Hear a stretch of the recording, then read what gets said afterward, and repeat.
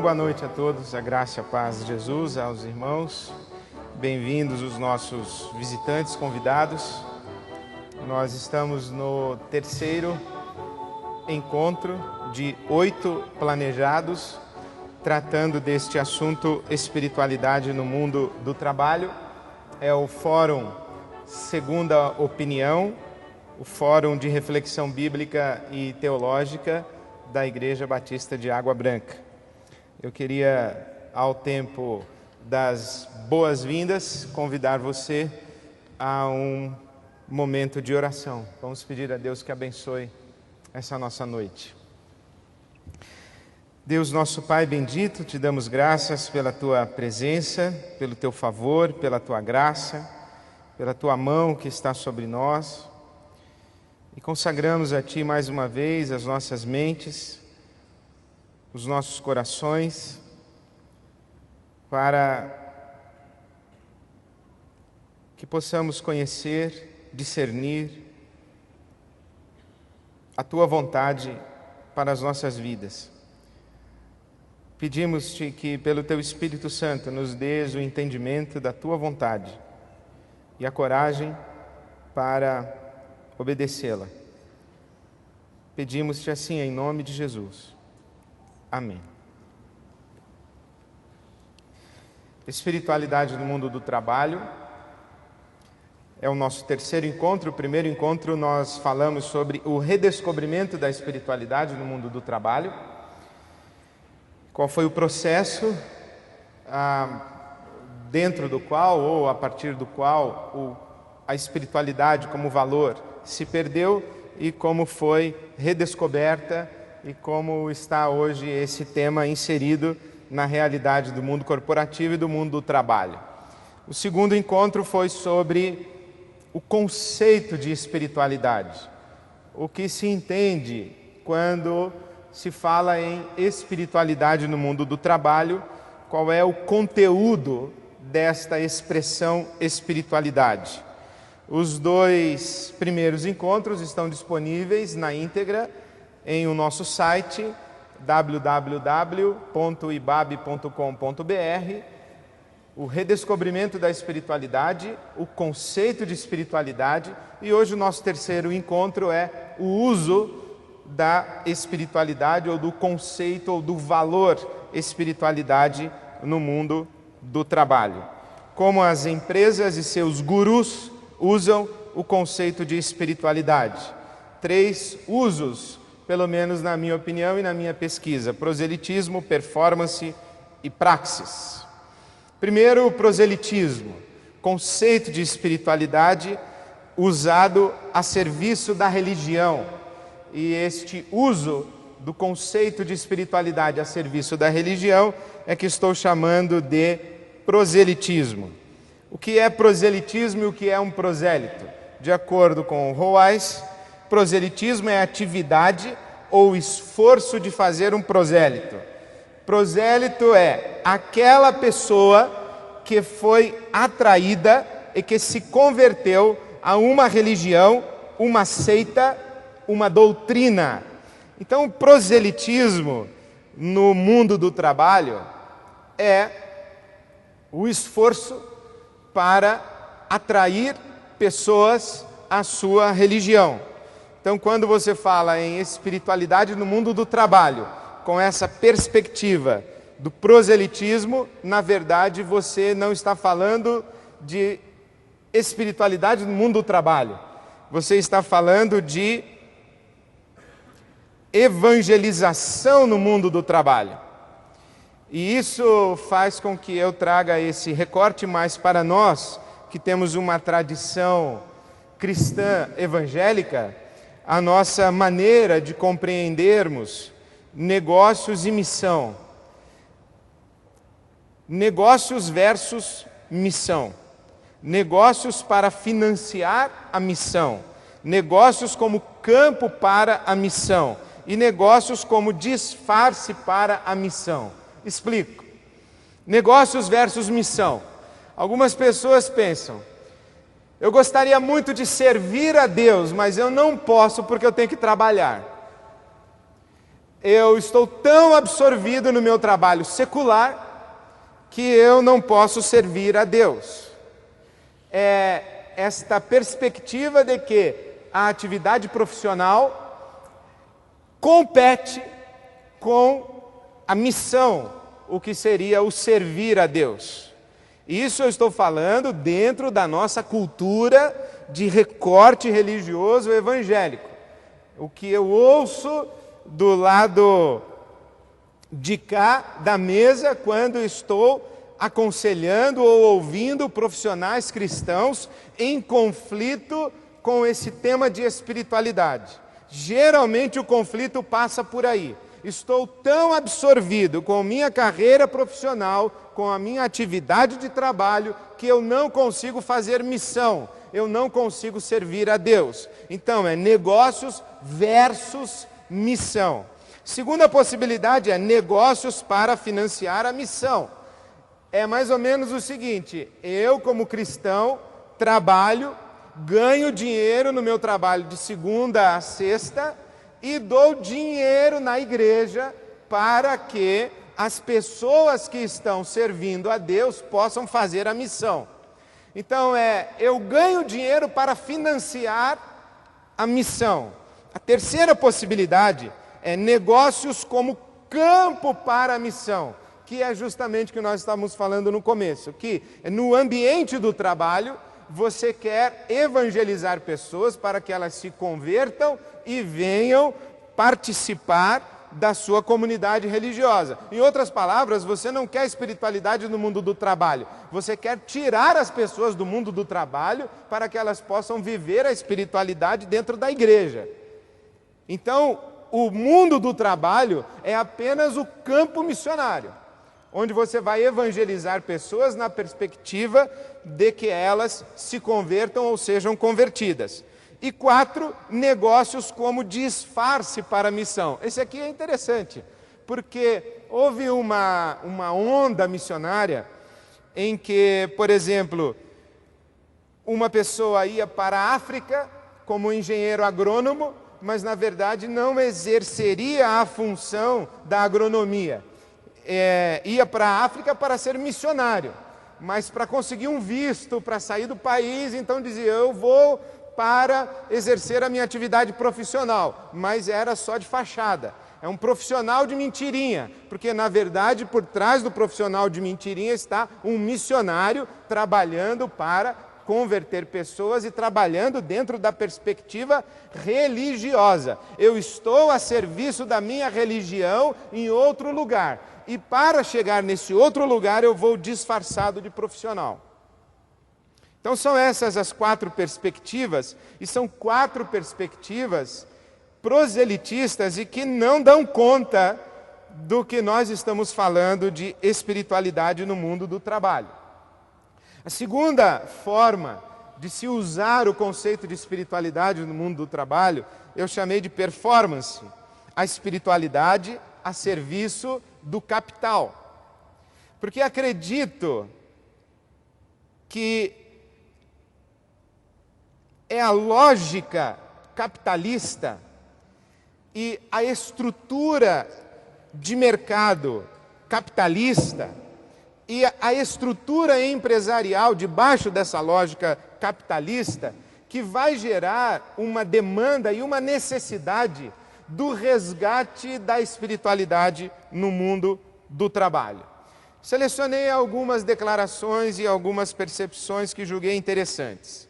Respondendo a essa pergunta, a quem pertence a empresa?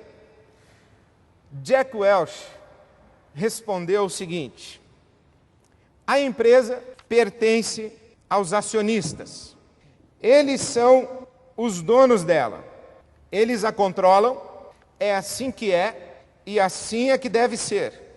Porque o capitalismo baseia-se no princípio de que os acionistas desejam o sucesso da empresa. Para os acionistas, o melhor dos mundos é que a empresa tenha lucro constante, permanente, sempre. Esse lucro contínuo proporciona os seguintes resultados: clientes satisfeitos, empregados engajados, comunidades prósperas e sociedades sadias. Olha o que disse Jack Welch. O lucro contínuo das empresas resulta em clientes satisfeitos, empregados engajados, comunidades prósperas e sociedades sadias. Vocês acham que as empresas de telefonia no nosso Brasil têm tido lucro contínuo? E esse lucro contínuo das empresas de telefonia no nosso país tem gerado clientes satisfeitos, empregados engajados, comunidades prósperas e sociedades sadias? Chegamos à conclusão, disse Jack Welch, que a resposta jurídica e filosófica à pergunta a quem pertence a empresa é uma só e a mesma. A empresa existe para servir as pessoas que elegeram o conselho de administração, que por sua vez escolhe os administradores que comandam a empresa. Eu vou repetir a frase do Jack Welch.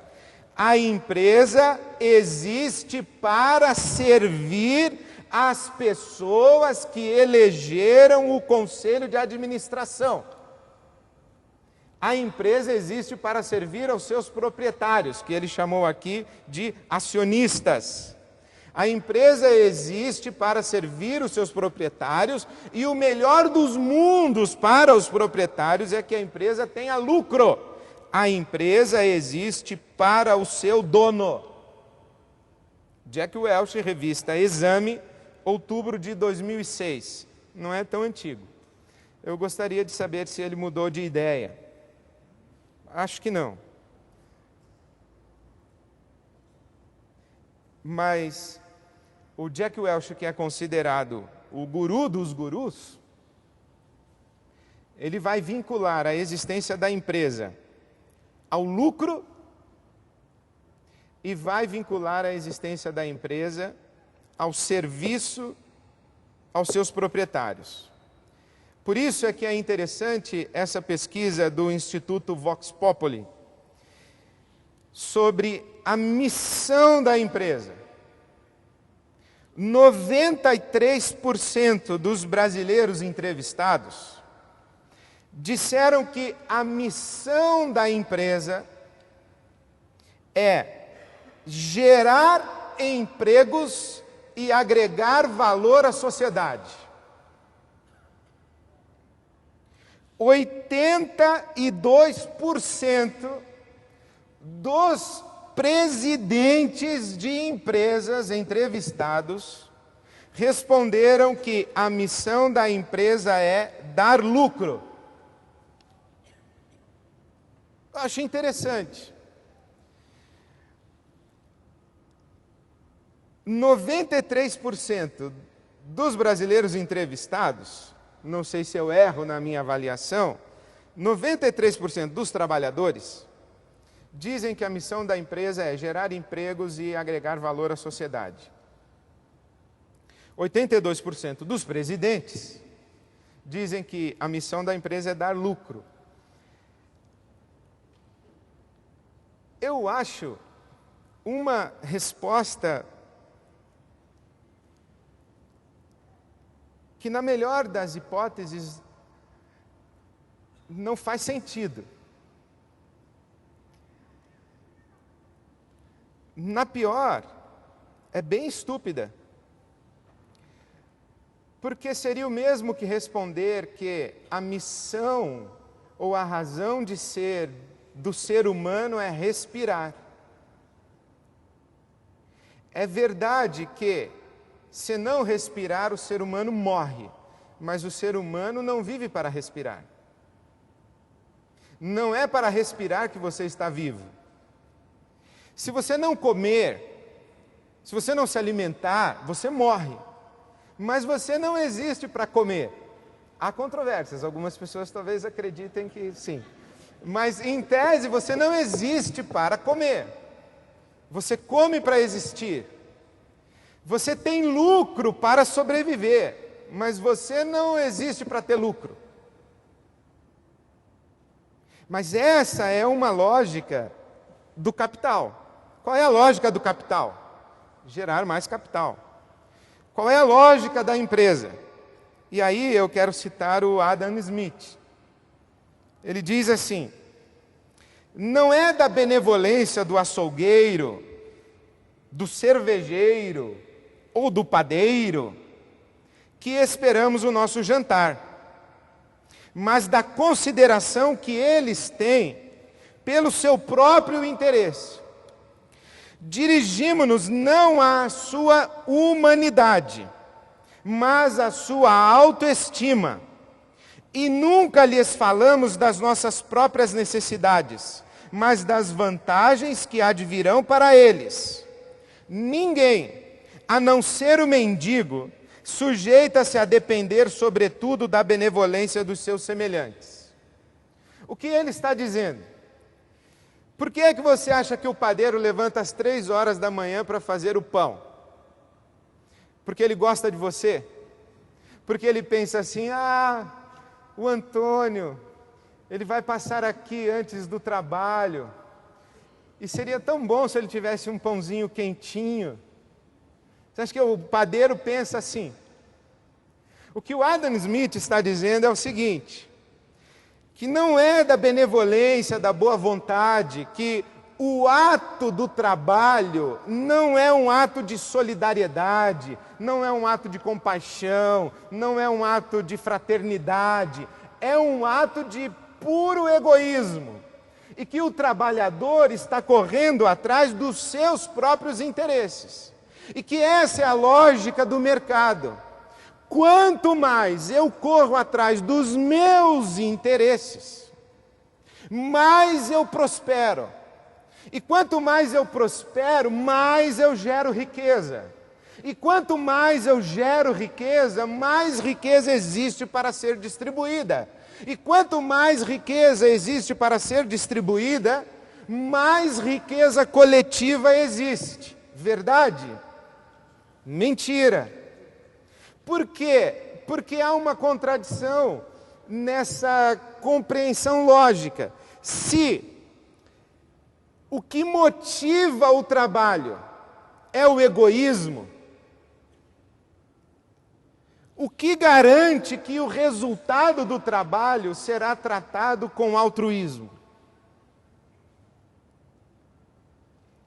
Se o que motiva o trabalho é o egoísmo, é a busca do próprio interesse, por que, tendo conquistado o objeto do meu interesse, eu vou administrá-lo à luz do nosso interesse? Porque eu corro atrás do meu interesse, e quando o resultado do meu interesse aparece, eu começo a pensar no nosso interesse. Pode ser bonito na teoria, mas não se mostrou verdadeiro. Por um ingrediente simples: a natureza humana naturalmente, ou perdão da redundância, a natureza humana naturalmente egoísta. Nós somos egoístas. E isso não é um problema apenas do capitalismo. É um problema também do socialismo. Porque o socialismo ele é bonito na sua teoria. Ele só esbarra no ser humano que vai implementá-lo na sociedade. Mas esta lógica do capital, porque nós estamos numa sociedade hegemonicamente capitalista, esta lógica do capital vai dizer o seguinte: que a melhor maneira de você sobreviver no mercado é sendo competitivo. Na verdade, não existe outra maneira de você sobreviver no mercado senão sendo competitivo. A empresa existe para dar lucro. E quem força esse senso de propósito sobre a empresa é o seu conjunto de acionistas, são seus proprietários. E a nossa realidade é, de cima para baixo, forçar cada vez mais a competitividade. Forçar cada vez mais a competitividade é exigir cada vez mais do trabalhador. Exigir cada vez mais do trabalhador é levá-lo constantemente ao máximo de sua doação. Levar o trabalhador constantemente ao máximo de sua doação é: um grupo de 17 trabalhadores agora é reduzido a 12 trabalhadores, mas com a mesma carga de trabalho. Um grupo de 12 trabalhadores é reduzido a um grupo de 8 trabalhadores e com a carga de trabalho dobrada. Aquilo que 17 faziam, agora 8 precisam fazer o dobro. E assim sucessivamente. A lógica da competitividade é essa. A lógica da competitividade é essa: levar o trabalhador constantemente ao máximo de sua produtividade. Levar o trabalhador constantemente ao máximo de sua produtividade, leia-se, levá-lo constantemente ao seu nível tolerável ou produtivo de esgotamento. Chama-se estresse. O que é o estresse? Estresse é uma expressão emprestada da engenharia. É mais ou menos o seguinte: você vai sentar-se sobre uma bola e depois de determinado tempo você vai se levantar. A bola volta ao normal. Quando você se senta sobre a bola fica oval. Quando você se levanta, a bola volta ao normal. Mas se você ficar sentado muito tempo, essa bola oval, quando você se levantar, ela não volta ao normal, ela fica oval. Ela vai se deformando. O que é o estresse? É o nível de possibilidade ou a relação de quanto tempo você pode ficar sentado em cima da bola para que ela volte ao normal toda vez que você se levantar. Então você descobriu o nível de estresse da bola. 3 minutos sob um peso de 80 quilos. Estresse é isso. O quanto eu posso exigir de você que trabalha para mim, levar você ao máximo do seu limite, para que, saindo para descansar e voltando, você volte normal. O que acontece é que as pessoas já perceberam que o padrão de competitividade e o nível de estresse do trabalhador tem gerado deformação do trabalhador e, portanto, queda na produtividade. Então a gente precisa fazer alguma coisa. O que significa? Nós vamos fazer o quê? Nós vamos então contratar mais pessoas para que cada trabalhador trabalhe menos? Nós vamos reduzir a carga horária de trabalho? Nós vamos fazer o quê?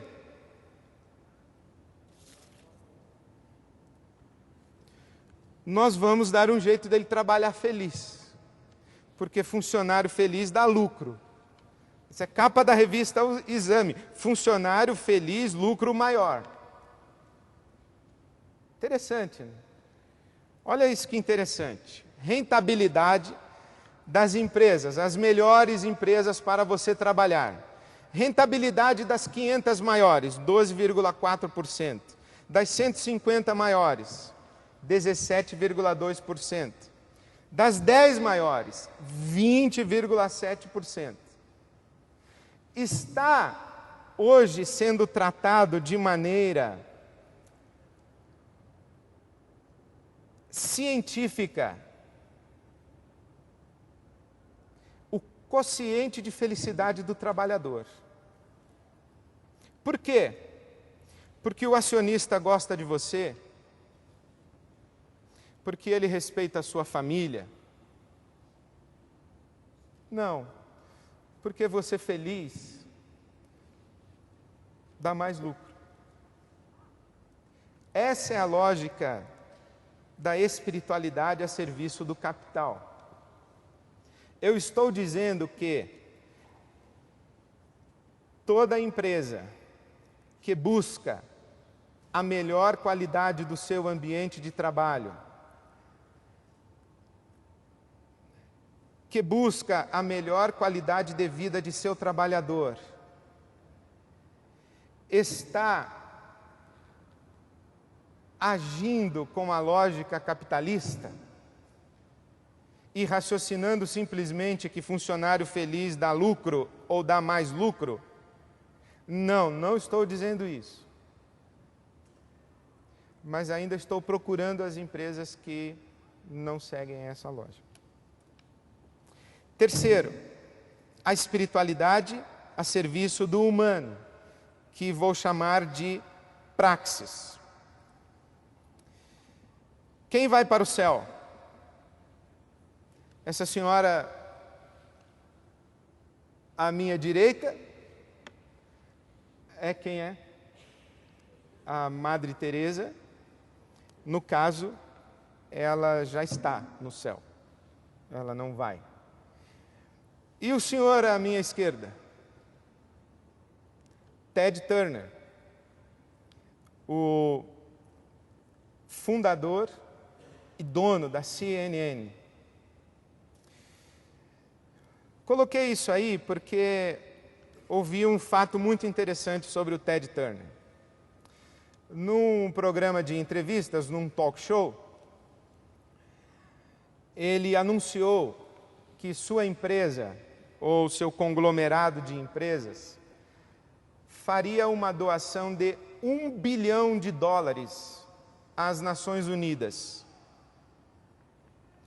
E o entrevistador disse assim: por que é que o senhor vai doar $1 bilhão a alguém que talvez nem faça o uso adequado do seu $1 bilhão? Por que é que o senhor não investe o seu $1 bilhão nas suas empresas e gera mais emprego, e gera mais riqueza, e promove maior agregação de valor à sociedade? O senhor Ted Turner levantou-se e saiu do estúdio, interrompendo a entrevista, e foi embora enfurecido. Por quê? Não sei, eu não conheço o senhor Turner. Não vou julgá-lo. Mas achei interessante a lógica do entrevistador. Ele partiu do princípio que, de fato, pode ser, sim, verdadeiro, que a atividade empresarial gere maior benefício social do que a filantropia.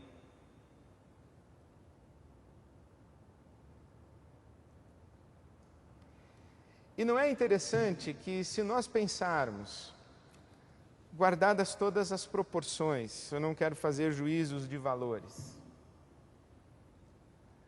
olhe como raciocina a nossa sociedade.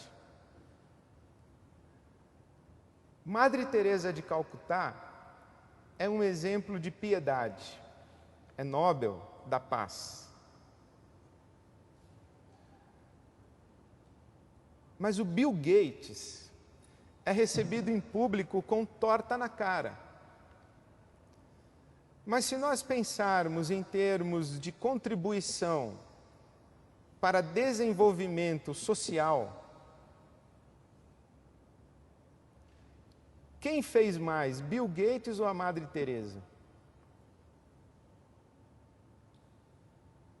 É claro que, com o discurso que eu acabei de fazer anteriormente, que as empresas funcionam com a lógica do capital,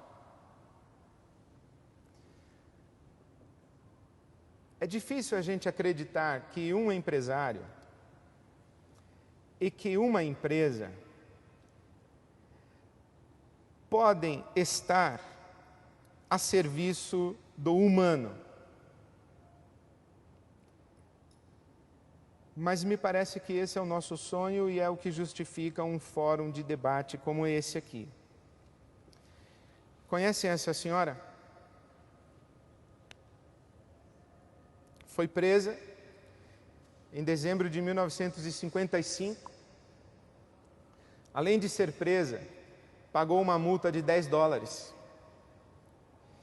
E além de ser presa e pagar uma multa de $10, pagou os custos do processo, os custos jurídicos.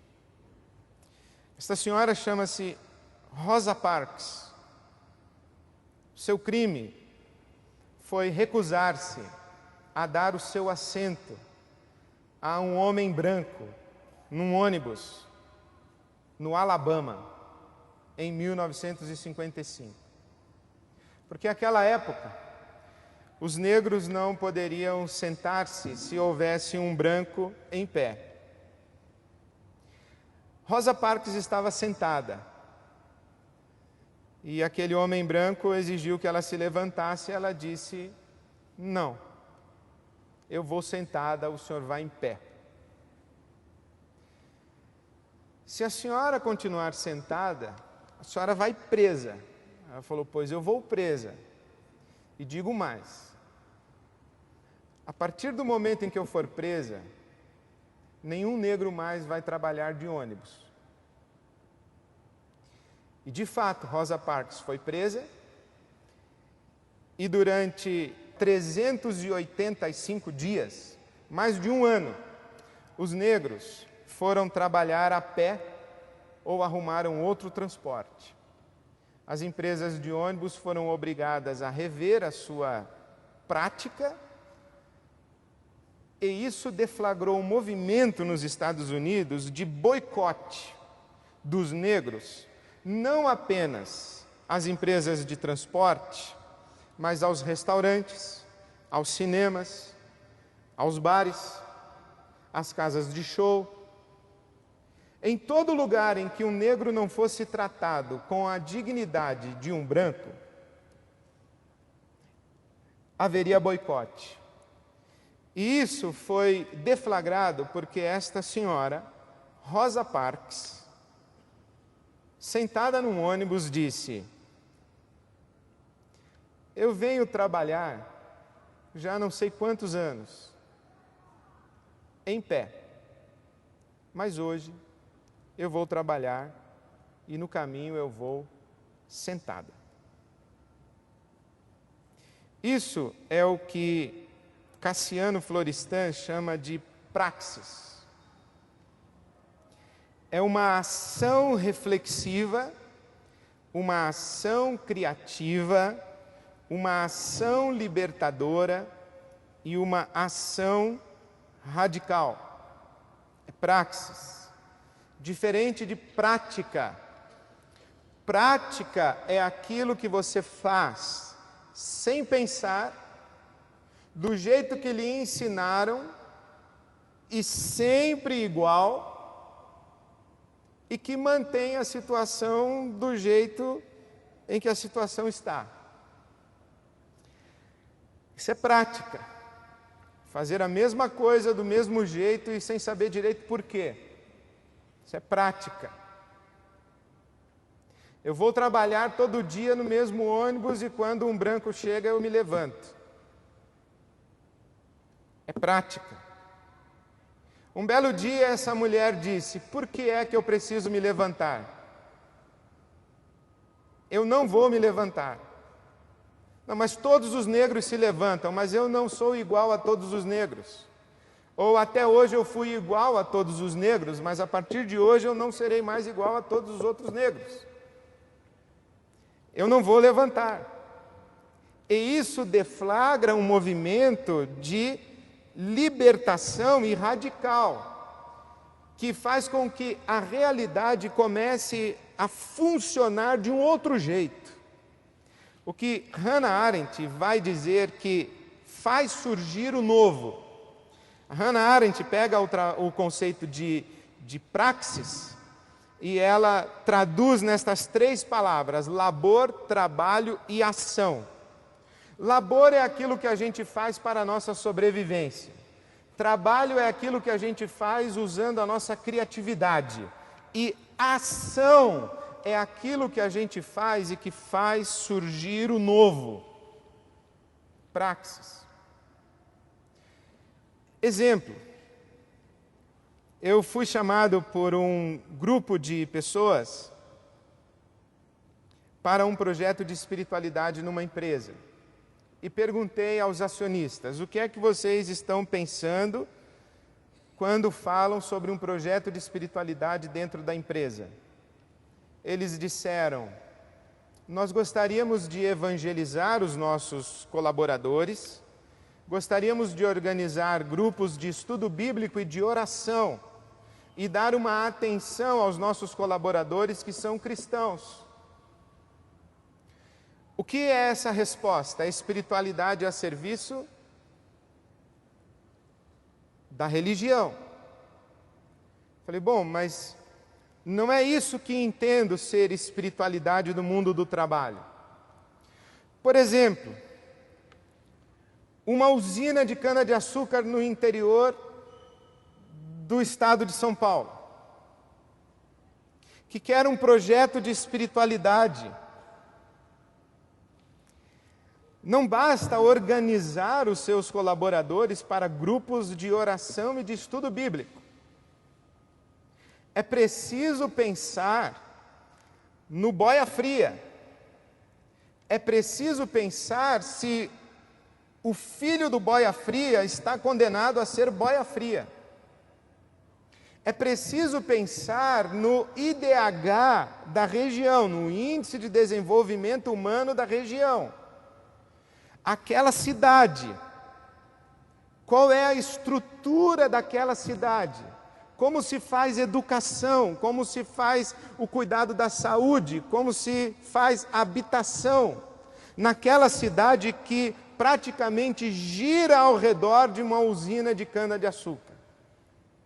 Nós estamos falando de praxis. Estamos falando de não apenas o labor para a sobrevivência, o trabalho criativo, mas a ação em que colocamos aquilo que de mais sublime existe na nossa dimensão humana, que são os nossos valores e conteúdos da espiritualidade, a serviço da vida e da dignidade humana. Aí nós estamos falando de espiritualidade no mundo do trabalho. Exemplos. Business as Mission. Lembra aquele primeiro quadro? Negócios versus missão. Negócios para financiar a missão. Negócios como campo para a missão. Negócios como disfarce para a missão. E que tal negócios como missão? Que tal o negócio é a missão? Exemplo, uma usina de cana-de-açúcar no interior do estado de São Paulo. Queremos um projeto de espiritualidade. E quando conversamos sobre um projeto de espiritualidade, um dos acionistas disse: eu acho que eu vou montar uma usina de cana-de-açúcar em Angola. Porque na época, eu contei para ele quando fui a Angola. E disse que o melhor que podemos fazer por Angola não é mandar um missionário. É mandar um professor, um engenheiro, um empreendedor, um homem de negócios. Outro dia eu conversava com um jovem que dizia assim: eu quero ser missionário. Aonde? Na África. E o que você tem a dar para a África? O Evangelho. Como? Você tem o quê? Uma Bíblia e um violão? Isso não é o Evangelho. Isso é a mensagem do Evangelho. O que é que você vai levar para a África? O que é que você vai levar para o africano? Dar um folheto para o funcionário não é levar espiritualidade para o mundo do trabalho, é levar religião para o mundo do trabalho. Fazer uma palestra sobre qualidade de vida para o funcionário é levar religião para o mundo do trabalho ou um paliativo psicoemocional qualquer para o mundo do trabalho. Agora, organizar o trabalho de maneira a promover a dignidade e a vida humana, aí sim é levar espiritualidade para o mundo do trabalho. A teologia da missão integral, esse movimento chamado Business as Mission, ou o negócio como missão, ele cresce e nasce dentro de Lausanne, Congresso Mundial de Evangelização realizado na Suíça em 1974, que dá origem à teologia da missão integral e ao movimento da missão integral. Diz assim o texto do documento de Business as Mission: a teologia da missão integral implica a promoção dos valores do reino de Deus e da relação entre os poderes deste mundo e os poderes espirituais, numa batalha espiritual que é concreta neste mundo. Então imagine o seguinte, o que esse parágrafo está dizendo? Que há uma luta entre o mal e o bem. Essa luta entre o mal e o bem acontece aonde? Para a maioria dos religiosos, essa luta entre o mal e o bem acontece no coração humano. Porque foi assim que o Shankar encerrou o caminho das Índias. Ele disse ao Opache: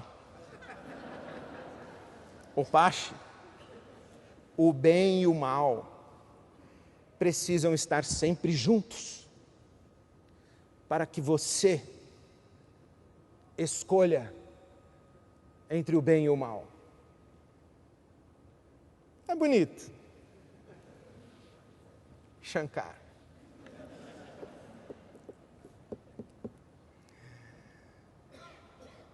O que Lausanne está dizendo para nós, e essa teologia da missão integral e esse movimento da missão integral estão dizendo para nós, é que essa luta entre o bem e o mal tem concreção histórica.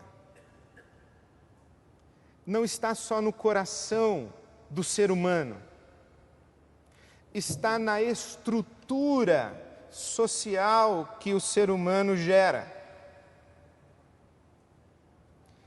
O mal está presente numa família onde existe a violência e o abuso contra a criança. O mal não está só no coração do abusador, está no ato de abuso de uma criança. Está na estrutura familiar que convive com o abuso, com o abusador. Está na omissão daquele que sabe do abuso e se cala. Aí está o mal. Não é só no coração. O mal está numa estrutura econômica que promove abismos sociais. O mal está numa estrutura empresarial que suga o máximo que pode de seus colaboradores, em nome de sei lá o quê, do lucro. Aí está o mal. O mal está num sistema de governo corrupto, que conspira contra o empreendedorismo. Aí está o mal. Então, aonde é que o mal deve ser combatido? Não apenas no coração, mas na estrutura da sociedade. Segundo exemplo, a economia de comunhão desta senhora, ou que nasceu no coração desta senhora chamada Chiara Lubick. Se o Business as Mission nasceu dentro do recorte protestante, a economia de comunhão nasceu dentro do recorte católico romano, o movimento dos focolares. A economia de comunhão é gerar empresas para que o lucro seja posto em comum. E o que é que se pretende? Ajudar os necessitados, desenvolver as empresas, desenvolver as estruturas da cidade, formar homens novos e uma nova sociedade, porque somente homens novos gerarão uma nova sociedade. Essas estruturas da cidade, desta fala da senhora Chiara Lubick, por exemplo, aqui no Brasil, encontra expressão em Mariápolis. Já ouviram falar de Mariápolis? Mariápolis é uma pequena cidade organizada a partir dessa visão da estrutura da economia de comunhão. É um movimento de motivação religiosa que gera empresas saudáveis, viáveis, sistema de relacionamento de mercado sustentável e que visa não apenas ajudar os necessitados, mas transformar ou formar uma estrutura social que favoreça a formação e o surgimento de novos homens e de uma nova sociedade. Espiritualidade no mundo do trabalho tem a ver, portanto, com essa dimensão do relacionamento com Deus, que implica a manifestação do seu poder, amor e justiça em todas as dimensões da vida. O que quero dizer com isso? É que, se alguém pensa que falar sobre espiritualidade no mundo do trabalho é falar sobre dicas para comportamento ético no mundo do trabalho, é falar sobre como organizo melhor o meu tempo para ter melhor qualidade de vida com minha família, apesar do estresse que a minha profissão acarreta. Se é falar como posso testemunhar do Evangelho de Jesus Cristo no mundo do trabalho. Se pensa que falar sobre espiritualidade no mundo do trabalho é como organizar grupo de oração na hora do almoço lá na fábrica. Nós não estamos falando disso. Nós estamos falando de novos sistemas, nós estamos falando de novas empresas, nós estamos falando de novas relações de mercado, nós estamos falando de atos que sejam, na verdadeira acepção da palavra, revolucionários, porque o mundo do trabalho precisa de revolução, não precisa de paliativo para a consciência do trabalhador esclarecido. O mundo do trabalho precisa de revolução, o mundo do trabalho precisa de revolucionários, o mundo do trabalho precisa de empresas que estejam dispostas a trabalhar na direção da revolução. Exemplo, uma empresa que é uma usina de cana-de-açúcar no interior do estado de São Paulo. Porque no dia que eu estava reunido com aqueles acionistas daquela empresa, eu tinha a Folha de São Paulo nas mãos, que trazia as reivindicações dos boias-frias que estavam em greve. E nós lemos juntos, eu e os acionistas. E perguntei, e as reivindicações deles? São justas. E como que uma usina trata essas reivindicações? Depende. Depende do acordo entre as usinas. É disso que nós estamos falando.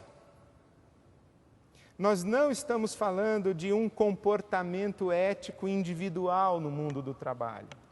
Não estamos falando de evangelizar pessoas no mundo do trabalho. Não estamos falando de uma melhor e mais adequada gestão do tempo no mundo do trabalho. Nós estamos falando de espiritualidade. E espiritualidade no mundo do trabalho implica praxis. Por que eu faço isso? Por que eu estou condenado a continuar fazendo isso o resto da minha vida? Isso é justo?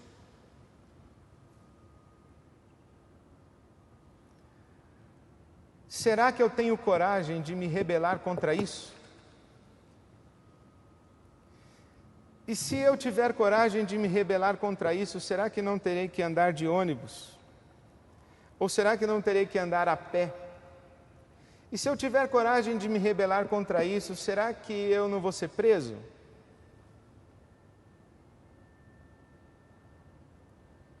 Aí eu acho que nós estaremos falando sobre espiritualidade no mundo do trabalho.